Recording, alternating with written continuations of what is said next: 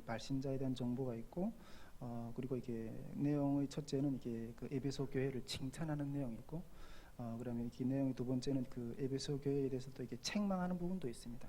그리고 마무리로 이렇게 권면하는 어떤 그런 식으로 이 에베소 교회의 수신 그 편지 내용을 우리가 지금 계속 살펴보고 있습니다. 지난 시간에는 이 에베소 교회의 이게 수신자인 그 에베소 교회의 상황과 또 에베소의 교회의 이 발신자이신 그 예수님의 모습에 대해서 우리가 살펴보았습니다. 오늘은 이 에베소 교회에 보이는 편지 내용의 첫 번째 부분인 이 예수님께서 에베소 교회를 향해서 칭찬하는 내용들을 좀 이렇게 살펴보려고 합니다.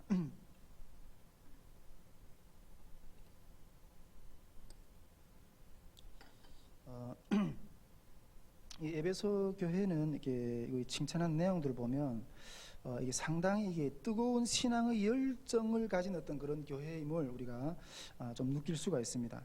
이 에베소 교회에 주님이 이렇게 일단 먼저 이게 칭찬하시는데 그 칭찬하신 내용들을 보면 에베소 교회의 행위에 대해서 칭찬하시고 또 에베소 교회의 수고에 대해서 또 그들의 인내에 대해서 칭찬하시고 또 이어서 이게 악한 자를 용납하지 아니하는 부분들에 대한 칭찬도 있고 또 이게 자칭 사도라는 자들이 거짓을 드러내는 것에 대한 어떤 칭찬도 하시고 또 이거 에베소 교회가 이게 게으르지 아니하는 어떤 그런 부분에 대한 칭찬도 하시고 마지막으로는 이렇게 니골라당의 행위를 미워하는 부분에 대한 어떤 그런 부분들을 이렇게 칭찬하십니다.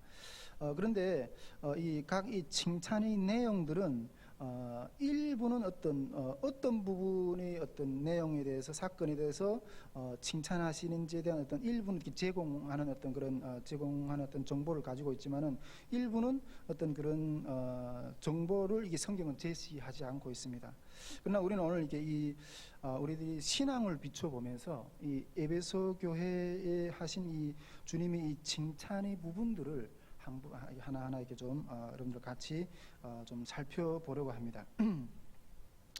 일단 첫째로 2절 상반절에 보면 주님 먼저 이 에베소 교회의 행위를 칭찬하고 계세요. 예, 행위를 칭찬하고 계세요. 우리는 지난 시간에 이 에베소라는 지역이 얼마나 이 우상의 단지인가 하는 것들에 대해서 그 배경을 잘 살펴보았습니다. 구체적으로 이 에베소 교회는 에베소라는 데는 우리가 그 사도행전 19장에 보면 이게 아데미 신전 그런 내용들이 이렇게 등장하고 있고 그 아데미 신전을 통한 어떤 명예와 이익을 누리는 부분들에 대해서 지난 시간에 또 보았고 또 이런 아데미 신전뿐만 아니라 이 로마 황제의 신전이 그들에 존재했고 또 이 에베소는 여러 민족의 종교를 소개하는 장인 어떤 그런 것처럼 어떤 상당한 어떤 우상의 어떤 단지라는 것들에 대해서 지난 시간에 우리 살펴봤습니다. 여러분 이러한 우상의 단지 속에서 이런 문화적인 배경 속에서 신앙의 행위를 나타나지 않으면 어떻게 기독교가 전파되겠어요? 복음이 전파되겠어요?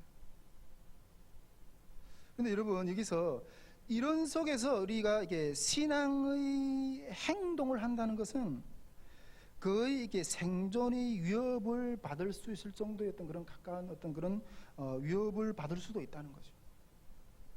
그럼에도 불구하고 신앙의 행위, 신앙의 행동을 했다는 거예요. 그것에 대한 칭찬을 지금 주님은 하고 있어요.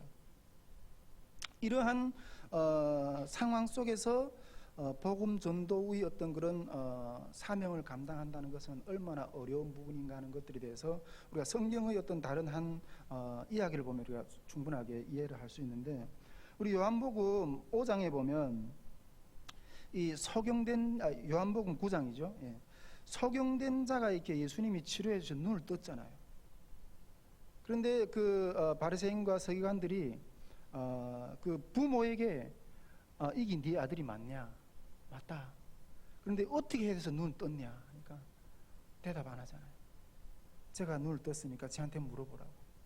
그렇게 자기 아들한테 미루는 것은 만일 예수가 고쳐 죽었다 한다면 그 유대교의 어떤 그런 문화권 가운데서 퇴출당하기 때문에 생존권이 위협받는 거잖아요.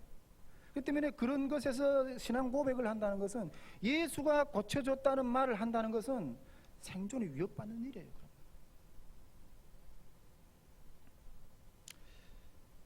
에베소 교인들에게서 이러한 어떤 우상의 단지 가운데서 신앙의 행동을 한다는 것은 이러한 상당한 어떤 모험을 무릅쓰고 하는 어떤 행동이지 않았을까 하는 그런 생각을 좀 해봐요. 이러한 그들의 행동, 그들의 행위를 주님은 지금 칭찬하고 계신다. 저는 요즘에 이게 좀 이렇게 나도 좀 이렇게 행동을 해야 되겠다 하는 어떤 그런 마음의 결단을 하는 어떤 시간이 좀 있었어요. 한번 어떤 기도 모임에 갔다 오다가 기도하는 것 가운데 하나님이 이렇게 마음을 이렇게 확 주시더라고요. 야, 나도 이제는 좀 이렇게 행동하는 사람이 돼야 되겠구나 하는 생각이 좀 했어요. 이렇게 그런 마음이 그냥 욱 올라오더라고요, 제 마음 속에서. 여러분, 우리 행동하지 않는 믿음은 죽은 믿음이나 다름없다고 성경은 말씀하고 있어요. 저는 지금까지 좀 이렇게 여러 방면에서 좀 머뭇머뭇했거든요. 여러 방면에서 어떤 부분을 특히 머뭇머뭇했는가 하면 이 신앙의 소견에 대해서, 내가 믿고 있는 신앙의 소견에 대해서. 또 한 가지 또 머뭇머뭇했던 부분은 나라와 민족에 대한 어떤 그런 내 입장의 견해에 대해서 좀 이렇게 머뭇했던 어떤 그런 생활을 했어요. 첫째로 제가 신앙의 소견에 대해서 머뭇한 이유는, 저는 이게 북한에서부터 탈북하면서 하나님이 인도해 주신 그 수많은 어떤 성령의 역사들을 많이 경험했거든요. 예. 그러한 성령의 사역에 대한 강력한 주장을 하고 싶은데, 특히 우리 교단 같은 경우는 이렇게 은사라든가 이런 것들을 상당히 많이 거부하잖아요. 예. 그러다 보니까 이렇게 찍힐까봐, 찍히면 이 무대에서 이렇게 상당히 이렇게 좀 괴롭잖아요, 활동하는 게. 전에 제가 이렇게 우리 교회 안에서 이렇게 뭐 방언을 막 이렇게 하는 부분들에 대해서도 또 어떤 분들은 이렇게 좀 이렇게 지적하시는 분들도 들어 있는 의견들 좀 들었는데, 솔직히 저는 이게 눈치를 그런 부분들 많이 봤어요. 예. 우리 신학에서 걸리지 않는 어떤 그런 정도의 어떤 몸을 살살 피해가면서 그런 신앙생활을 했어요. 예. 그런데 앞으로는 이런 내 마음 가운데 있는 어떤 주님의 감동에 대해서 이게 좀 담대히 선포를 해야 되겠다 하는 어떤 그런 결단을 하게 된 거예요. 제가 누누이 이야기를 했지만은 정말 북한 선교를 하나님 앞에서 감당하려면 이 성령의 능력의 역사가 일어나지 않으면 우리가 감당할 수가 없어요. 이런 부분에서 내가 이제 더 이상 머뭇하지 말아야 되겠다 하는, 하나님이 내 마음 가운데 감동을 주시는 것들에 대해서 선포해야 되겠다, 담대하게 어떤 그런 마음을 이렇게 좀 받았어요. 두 번째로 제가 좀 이렇게 머뭇했던 거는 이 나라와 민족에 대한 어떤 그런 부분에서 기도하는 부분이었어요. 그리고 한국에 와 보니까 상당히 이렇게 이념의 어떤 그런 갈등의 무대가 상당히 어떤 첨예한 어떤 그런 것들을 보면서 앞으로도 통일 시대에 보면 어떤 그런 갈등이 상당히 강할 건데, 이런 부분들에서 제가 머뭇했어요. 물론 제가 나라와 민족의 어떤 그런 운명에 대해서 이렇게 선포하고 담대하게 이렇게 하려고 하는 그 중심의 핵심적인 해석은 하나님의 나라예요. 지상 나라의 어떤 이념의 어떤 그런 것에 눈치 보는 것이 아니라 하나님의 나라예요.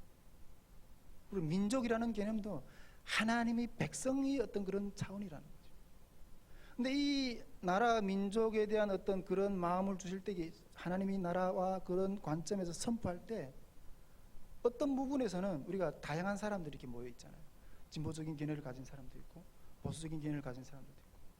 그러나 그런 마음을 나눌 때 때로는 진보적인 성향을 가진 분들이 상처를 받을 수도 있어요. 그러나 하나님의 나라의 어떤 그런 중심적인 마음을 나눌 때 때로는 보수적인 시각을 가진 사람들이 마음이 상처를 받을 수도 있어요. 근데 이런 것들을 필요로 할 경우에 솔직히 상당한 어떤 저희 지원 세력을 잃을 수도 있어요. 그러기 때문에 이때까지 머뭇거렸다는 거예요. 그런데 이제는 행동을 해야 되겠다, 선포해야 되겠다 하는 그런 마음을 가지게 됐다는 거죠. 여러분, 우리가 행동하겠다고 결단할 때는 내가 사지에 몰릴 수도 있다는 어떤 그런 위험을 무릅쓰고 행한다는 걸 말하는 거예요. 이 엘리야가 바알의 선지자들하고 800명인가요? 혼자서 갈멘산에서 이렇게 대립을 하잖아요.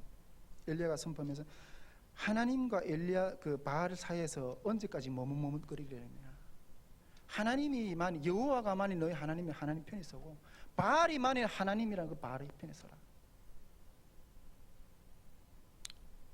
선택한다는 거예요. 선택. 행동하라고 외치고 있어요, 엘리야는. 여러분, 우리가 이런 행동을 하지 않고서 하나님을 믿는다고 말할 수 있어요? 하나님을 믿는다는 것은 실질적인 행동이에요. 우리는 우리 그리스도인들은 많은 상황에서 이런 행동을 해야 되는 어떤 그런 상황 가운데 놓이게 돼요. 그런데 대부분 안 하죠. 나처럼 찍히지 않기 위해서. 그러나 에베소 교회 성도들은 행했다는 거예요. 이것을 주님이 칭찬하신다. 여기서 이렇게 이 행동한다, 이게 행위를 이렇게 대한 부분에 대해서 이게 여기 이 부분 행동한다는 부분에 대한 오해를 조금 이렇게 부분에 대해서 좀 이렇게 상당히 좀 나누고 싶은데, 우리가 이렇게 행위한다, 행동한다 이렇게 할 때 뭐 행위 구원이니 은혜 구원이니 뭐 이런 차원에 대한 논란이 많잖아요. 그런데 오늘 여기서 주님이 이게 행동을 칭찬하실 때는 그런 차원이 아니라는 거예요. 저는 여기서 이렇게 우리가 이 행위에 대한 부분을 좀 설명하기 위해서 우리가 하나님께 드리는 예배의 개념, 우리가 지금 이렇게 주님 앞에 금요일 예배 나와서 예배를 드리잖아요. 이런 예배의 개념하고 하나님 나라라는 개념을 가지고 비교하면서 이 행위에 대한 부분을 좀 이렇게 설명해 보고 싶어요. 제가 느끼는 우리 현대 교회는 예배 개념만 강조하고 있는 것 같아요. 예배의 개념만 강조하고 있는 것 같아요. 이 하나님의 나라의 개념에 대해서는 너무 미약하다는 마음이 들어요. 또는 이 하나님의 나라의 개념에 대해서는 이해도 부족하다는 마음이 들어요. 여러분, 우리가 예배만 강조하다 보면 우상에게 절하는 거하고 별반 차이가 없어요. 하나님은 저 어디 멀리 앉아서 우리들이 예배를 받으시는 그런 우상이 아니세요. 우리들이 예배만 받으시는 그런 우상이 아니에요. 이 예배라는 개념은 하나님의 나라 개념 안에서 완전케 된다고 저는 그렇게 생각해요. 어떻게 보면 이 하나님의 나라라는 개념이 더 중요하다고 볼 수 있어요. 우리는 이 세상 나라의 어떤 시스템이나 이런 것을 숙지하는 데는 상당히 이게 빠삭한데, 이 하나님의 나라의 개념에 대한 시스템에 대해서는 좀 이렇게 무디인 것 같아요. 그러나 우리는 이 하나님의 나라의 개념에 대해서 이 세상 나라의 개념의 시스템보다 더 확실하게 숙지하고 그 나라 속에서 살아야 돼요. 우리가 전에도 이렇게 이야기했지만, 제가 이렇게 이 나라라는 가운데서 요소에는 세 가지 요소가 있다 그랬잖아요. 이게 땅, 주권, 국민. 그러나 이 하나님의 나라는 이 민주정이 아니죠. 신정 정치잖아요. 신정. 우리가 이런 땅, 주권, 국민이라는 것은 이렇게 했을 때 이 주권이라는 주권은 민주정에서는 주권은 국민에게서 나온다 이렇게 했잖아요. 그런데 하나님의 나라의 주권은 우리 신정이잖아요. 하나님이 주권 가운데, 하나님이 주권자이시고 왕이에요. 하나님의 나라에는 그 왕이신 하나님과 그 왕이신 하나님의 주권과 그 주권을 따르는 백성이 있을 뿐이에요.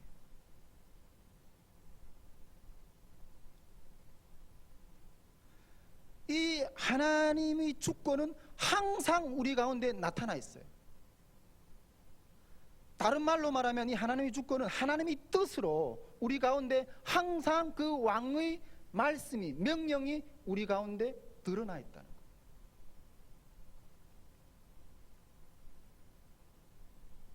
이 주권, 이 뜻은 이게 우리 성령으로 하나님께 늘 우리에게 계시돼요. 그런데 이 하나님의 나라에서 이 하나님의 이 왕의 주권과 이 뜻은 그냥 나타나는 것만으로는 하나님의 나라가 완성이 되잖아요. 그 주권과 뜻을 받아서 순종하는 백성이 있을 때 그 하나님의 나라는 완성이 돼요. 뜻은 선포되는데 그 백성이, 하나님의 백성이 그 뜻을 순종하지 않는다. 이러면 하나님의 나라는 거기서 멈추게 되는 거예요. 어떤 면에서 하나님의 나라의 백성이 순종할 때 그 뜻이 이루어져서 그 뜻을 이루는 그 역사가 땅이 되는 거예요. 그러한 하나님의 나라의 백성의 뜻을, 하나님의 나라의 뜻을 순종하는 자들이 청와대, 국회, 교육기관, 사회, 가정 이런 곳에 서 있다면 그것이 그 가운데서 하나님의 나라의 뜻이 실천되면서 그것이 하나님의 나라의 통치가 이루어지는 거예요. 하나님의 나라의 통치가 비로소 그 백성이 순종함으로 이루어지는 거예요. 이것이 다윗의 왕위에 앉아서 그 백성을 통해 이 땅을 대리 통치하시는 하나님 나라의 구조라는 생각이 들어요. 우리가 그래서 하나님은 사무엘상 15장 22절에 이렇게 말씀하고 있잖아요. 순종이 제사보다 낫다. 우리가 예배만 드리면 그냥 우리 하나님 다른 우상을 절하는 어떤 그런 우상에 절하는 것과 다를 바가 없어요. 그러나 그 예배 가운데 하나님의 뜻이 선포되고 그 뜻을 순종하는 하나님의 백성들을 통해서 이러한 하나님의 나라가 이루어진다는 거예요. 자, 우리가 여기서 그렇다면 우리가 여기서 말하고자 하는, 제가 말하던 초점은 하나님의 백성이 왕의 주권, 왕의 명령에 순종했을 때 그 백성에게 행위를 했다고 표현하지 않아요. 행위를 했다고 표현하지 않아요. 우리 누가복음 우리 17장에 보면 집주인이 종이 하루 종일 나가서 이렇게 집주인이 밭에 나가서 일을 열심히 하잖아요. 하루 종일 해가 지도록 열심히 일하고 돌아왔는데 돌아와서 쉬나요? 주인이 밥 먹을 저녁을 또 이렇게 수종을 들고 주인이 밥 다 먹고 그 발을 씻기고 그 후에야 먹고 마시고 그리고 쉬잖아요. 그렇게 했다고 해서 주인은 그 종이 명한 대로 했다고 해서 종에게 감사하지 않아요. 오히려 이 종은 무익한 종이라 내가 할 것을 했을 뿐이라 하고 고백할 뿐이에요. 마땅히 할 것을 했다고 고백할 뿐이에요. 이러한 종에게 행위를 했다고 말하지 않아요. 이것은 완전히 관점이 다르다고 생각되는 거예요. 완전히 다른 관점인 거예요. 우리의 신앙의 행동이라는 것은 이런 하나님의 나라의 관점에서 좀 생각했으면 좋겠다는 거예요. 여러분들이 회사에서 사장이 직원을 채용했는데 직원이 열심히 일했다고 해서 그 직원이 행위를 이렇게 칭찬하는 건 아니잖아요. 직원이 행위를 칭찬하게 된다면 이거는 직원과 사장이 바뀌는 것 같다는 느낌이 드는 거예요.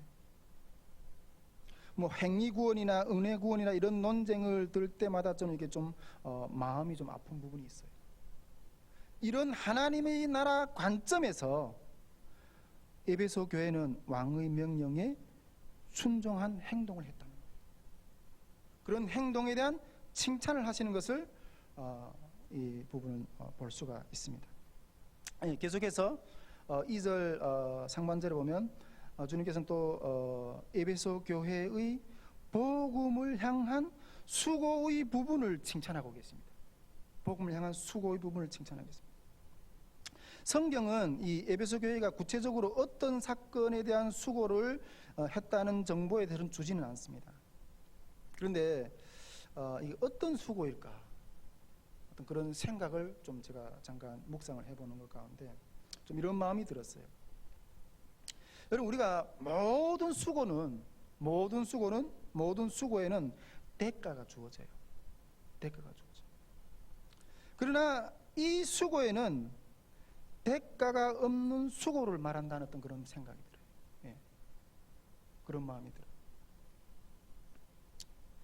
예. 한 목사님이 우리 현재 우리 그 북한 선교, 우리 탈북민 선교의 어떤 그런 부분에 대해서 이렇게 현주소에 대해서 잘 이렇게 정리하신 어떤 말씀을 한 가지 하는 것들 제가 딱 들었는데 그렇게 말씀하셨어요. 현재 우리 탈북민 선교는 탈북민들을 교회에다가 데려다 앉혀놓는 것이 이렇게 선교라고 그렇게 생각한다. 근데 그것도 쉽지 않다는 거죠. 이것도 잘 안 된다는 거죠.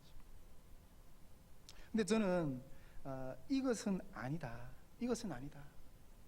어떤 그런 마음이 있었기 때문에 선교회를 지금 이렇게 세워가지고 지금 진행하고 있는데, 저는 오랫동안 이런 선교적인 마인드로 이렇게 주님 앞에서 이렇게 드리면서 진행하려고 하다 보니까 이게 삶의 보장이 안 되는 어떤 그런 부분들을 늘 느껴요. 내 삶이 보장되는 어떤 그런 길을 택하자니 저들이 영혼은 누가 구원하냐. 그런 안타까움이 늘 제 마음 가운데 있는 거죠. 그러다 보니까 이렇게 노후에 대한 어떤 그런 준비도 없고, 뭐 제 생명을 위해서 이렇게 보험 하나 들어놓은 어떤 여력이 없어요. 남들은, 우리 탈북민들은 여기 나와서 열심히 이렇게 돈 벌어가지고 북에 있는 형제들을 데려오고 그래서 형제들 같이 잘 사는데, 하나님이 일을 한답시고 돈도 못 벌고 형제도 이렇게 데려오지 못하고 늘 그런 형제들을 돕지 못한 것 같다는 어떤 그런 미안한 마음이 제 마음 가운데 있어요.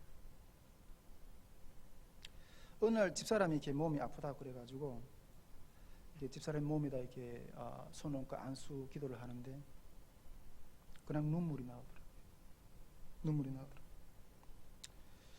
주님, 우리 생명은 주님이 것입니다. 주님이 부르시면 그냥 가겠습니다. 그러나 아직 남겨서 뭐 시킬 만한 일이 있다면 치료해달라고. 그냥 눈물이 나오더라고요. 기도하면서, 안수 기도하는데.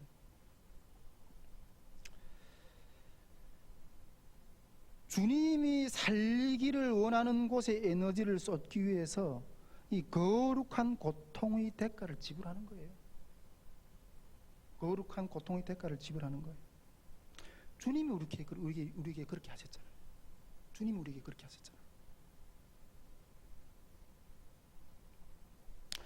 이런 수고의 노력이 없이 교회가 세워질 거라고 생각하십니까?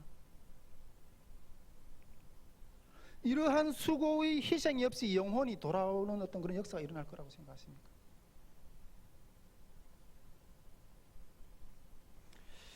이게 가정생활도 이런 수고를 통해서 조금씩 이렇게 주님 앞에 돌아오는 어떤 그런 부분도 좀 이렇게 요즘에 좀 느끼고 있는데, 하루 종일 어떤 성교회 일, 교회 일 이렇게 막 이렇게 정신없이 하다 보면 막 지쳐요. 지치는데 집에 돌아가면 집에 와서도 이렇게 아빠 노릇 해야 되고 남편 노릇을 해야 되는 거예요. 어떤 때는 이렇게 그 운전대를 이렇게 자꾸 운전하다가 이렇게 막 허리가 너무 아파가지고 이렇게 그냥 운전대에 그냥 기대서 운전을 해요. 했던 적도 있어요. 우리 북한 여성들이 여기 한국 남성들 보고 그렇게 이야기하더라고요. 참 한국 남자들은 불쌍하다. 제가 이렇게 뼛속까지 한국 남자가 되어가는 어떤 그런 과정 가운데 있습니다. 근데 이럴 때는 속으로 나는 언제 쉬나, 나는 언제 쉬나, 그런 마음이 있어요. 그런데 이런 사랑의 수고가 없이 가정의 지지를 받을 수가 있나요? 요즘에 점점 이렇게 하나님이 이렇게 우리 가정을 주님 안에서 이렇게 세워져 가는 어떤 그런 느낌을, 그런 마음을 좀 받고 있어요. 너무 감사한데, 저는 이렇게 기도하면서 하나님, 번갯불 같은 성령이 불길을 한번 확 내려가지고 좀 이렇게 사람 확 뒤집어서 좀 이렇게 변하게 해달라고 맨날 그렇게 기도했거든요. 근데 주님은 그런 방법으로 변화를 시키지 않더라. 나에게서는 이러한 사랑의 수고를 통해서,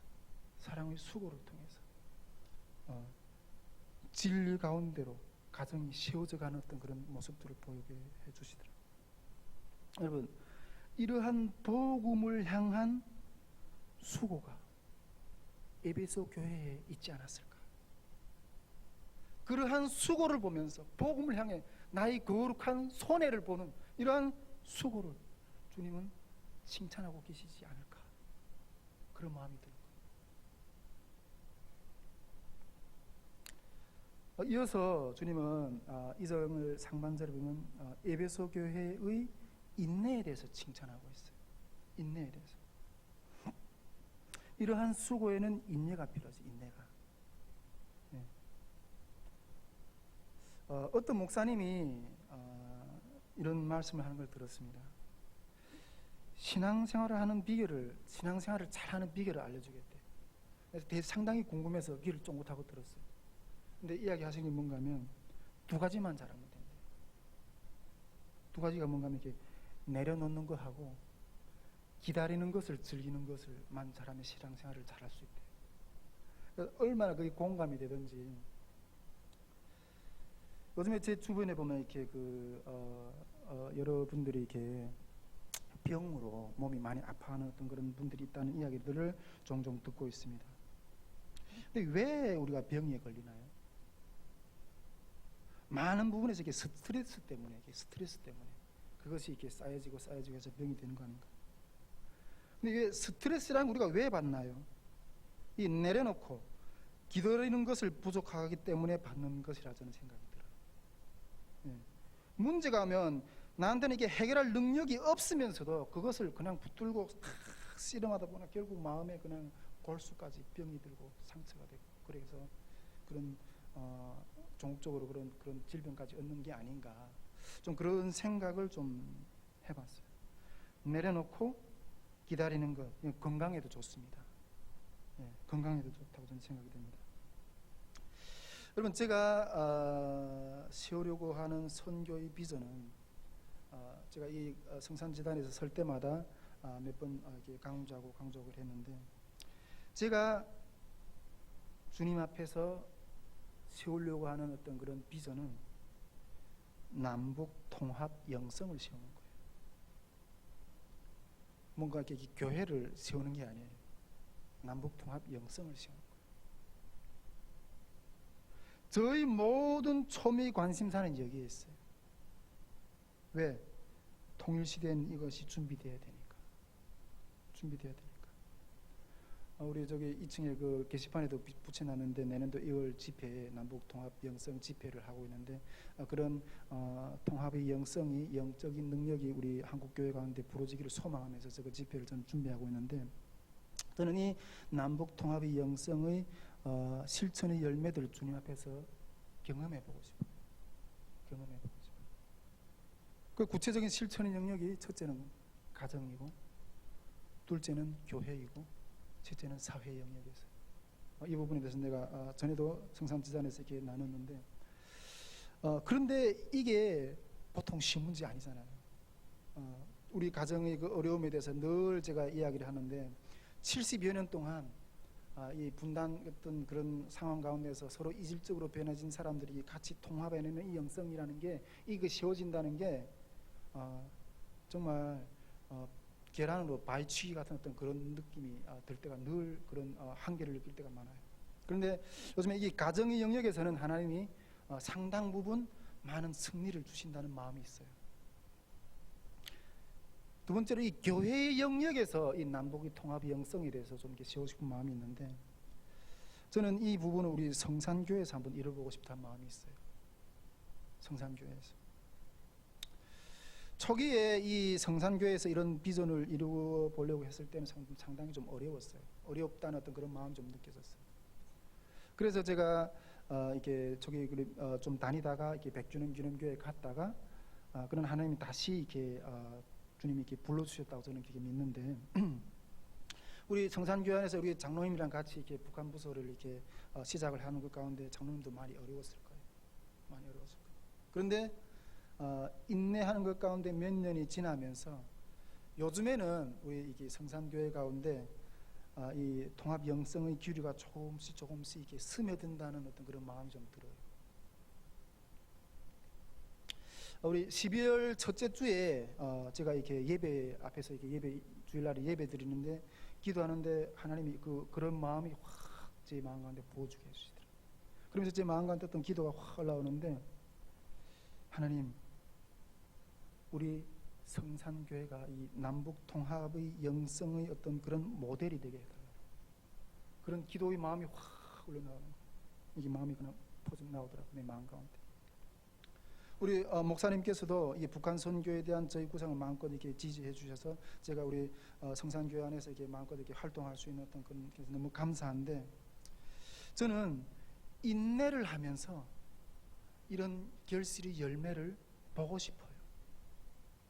보고 싶어요.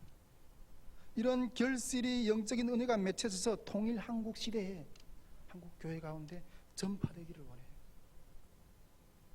이것 때문에 제가 이 성산교회에 대한 어떤 기대하는 마음이 상당히 하나님 가운데서 너무 감사하고, 그런 뿌리를 가지고 성산교회에 이렇게 몸담고 있는 것입니다. 또한 우리가 주님 안에서 이러한 인내를 잘 견뎠을 때 주님이 주신 약속에 대해서도 제가 하나님 앞에 확신받은 것이 있기 때문에 그러한 것들에 대한 기대를 가지고 이렇게 지내고 있습니다. 주님께서는 이 에베소 교회에도 복음을 전할 수 없는 그런 악조건 속에서도 주님이 주실 그러한 귀한 열매를 기다리면서 인내하는 그런 에베소 교회의 모습들에 대해서 주님은 또한 칭찬하고 계시는 것이 아닐까, 좀 그런 마음이 좀 들었어요. 자, 계속해서 우리 2절 상반절에 보면 우리가 주님 여기서 이렇게 내가 내 행위와 수고와 인내를 알고 이렇게 말씀하시는데, 저는 이 인내를 이렇게 알고 안다는 이 부분에 대해서 한번 더 주목해 보고 싶습니다. 물론 다른 칭찬들에 대해서도 이렇게 좀 짚어보기 전에 주님이 이게 안다는 말을 좀 한번 더 이렇게 마음을 모아서 한번 이렇게 좀 더 생각해 보고 싶습니다. 주님이 에베소 교회의 행위와 수고와 인내를 안다고 이렇게 말씀하셨는데, 이 안다고 하는 영역은 과연 어떤 영역일까 하는 어떤 그런 궁금증이 좀 드는 거예요. 묵상하는 것 가운데. 여러분, 우리 많은 사람들은 인정을 받는 어떤 그런 부분에 대해서는 열심히 해요. 그런데 인정을 받지 못하는 부분에 대해서는 잘 하려고 안 해요. 제가 올해 지금 2019년도 지금 해가 지금 마무리되어 가고 있는데, 2019년도에 제가 이렇게 탈북민 목회자 연합회 회장을 맡았거든요. 내년도까지 또 뭐 임기를 이렇게 진행을 해야 되는데, 이 탈북민 목회자 연합회 회장을 맡아서 제가 올해 이렇게 추진했던 한 가지 사업이 있어요.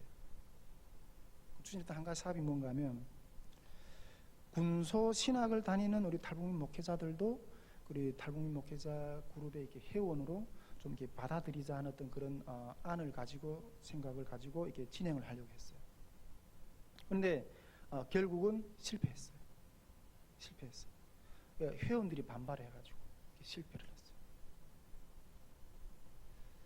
했어요. 제가 이런 탈북민 군소교단에 다니는 탈북민 목회자들도 이렇게 좀 우리 회원을 받아들이자 이렇게 제안을 하고 이 마음을 가지고 진행을 했던 원인은 군소교단을 다니는 어떤 탈북민 목회자들 가운데도 정말 금싸라기 같은 어떤 그러한 일꾼들이 많은 거예요. 오히려 그런 그들한테서 막 머리 숙이고 배워야 될 어떤 그런 모습들이 너무 많은 거예요.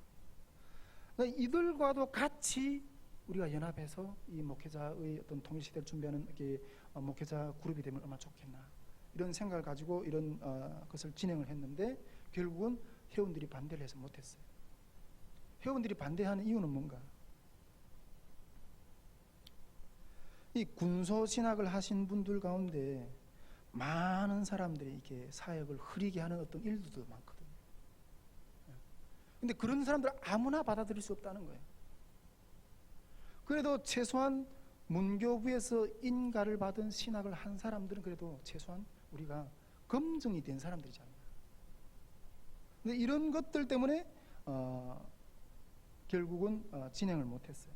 저는 이게 물론 이게 합당한 이유라고 생각을 해요. 근데 저는 이게 한국 교회의 어떤 사역의 모델이 전형적인 방식이라는 어떤 생각이 좀 들어요. 네. 인정된 자들, 사역자, 목회자, 선교사 이런 인정된 이미지를 가진 사람들, 이런 사람들의 사역은 공식적으로 인정이 되는 거예요. 그리고 모든 재정은 또 이런 데서 흐르고 있고. 그런데 그렇다면 결론적으로 여기서 인정을 받지 못하는 일은 안 하는 것으로 되는 거예요. 안 하는 것으로. 그러나 저는 진정한 부흥의 역사가 일어나려면 평신도 사역이 일어나야 된다고 생각해요. 평신도 사역이. 예. 그러나 평신도들에게는 이러한 타이틀이 없는 거죠. 이러한 인정도 없는 거죠. 그러나 오늘 주님이 안다고 했을 때, 내가 너희들이 행위와 수고와 인내를 안다고 했을 때, 그러한 드러나 보이는 것들의 그런 사역에 대해서 안다고 이렇게 말하는 것일까? 그런 마음이 좀 드는 거예요. 정말 이 초대교회 때는 대부분 평신도들이 사역이라고 해도 과언이 아니랄 거라고 저는 생각이 돼요. 뭐 초대교회는 이 현대교회처럼 그렇게 조직적이고 시스템적이지 않았어요. 여의도 순복음교회가 초기에 막 이게 그 성장할 때 구역장들을 세우는데 이게 한 교회에 온 지 한 주 정도밖에 안 된 사람들을 구역장으로도 막 세웠대. 너무 사람들이 막 먹으면 부흥하니까. 오늘 이러한 주님이 말씀하시는 게 안다고 하는 것은 정말 이런 드러난 사역들에 대해서 안다고 이렇게 말하는 것일까? 이런 그 핍박 가운데, 그러한 고난 가운데 누구도 알아주지 않는, 그럼에도 그러한 행위와 정말 수고와 인내와 이런 것들을 하면서 누구도 알아주지 않은 것 가운데 이렇게 힘들어할 때 내가 너희 행위와 수고와 복음을 향한 인내를 안다. 그 안다는 말을 들었을 때 얼마나 큰 위로가 될 걸까? 아무도 인정해주지 않는 어떤 그런 곳에서 주님의 마음을 받고 그런 복음이 역사를 향해서 나갈 때 그것을 향한 어떤 주님의 인정이 일어날 때, 안다고 할 때 그런 위로가 얼마나 큰 위로가 될까 하는 그런 생각을 좀 해보게 됩니다. 우리 현대교회는 정말 사람이 알아주는 것이 아니라 주님이 알아주는, 주님이 안다고 하면 그만입니다.